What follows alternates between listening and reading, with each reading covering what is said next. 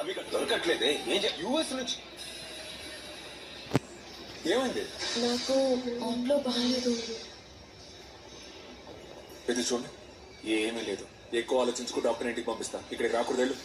ఏమి తినబుద్ధి కావట్లేదు. ఎవరో అంటాడు, సరిగ్గా వంట చేయమని చెప్పండి. రేపటి నుంచి ఆ ప్రాబ్లం ఉండదులే. ఫాతిమా అమ్మ వేగంగా నడవద్దు అంటుంది. సరే, ఓ 4 రోజులు నెమ్మదిగానే నడు. నాకు చింతకాయలు మామిడికాయలు తినాలనిపిస్తోంది.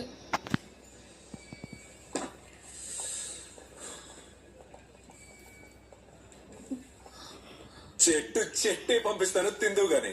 ఏమైంది నీకు రాజాజా? అమ్మ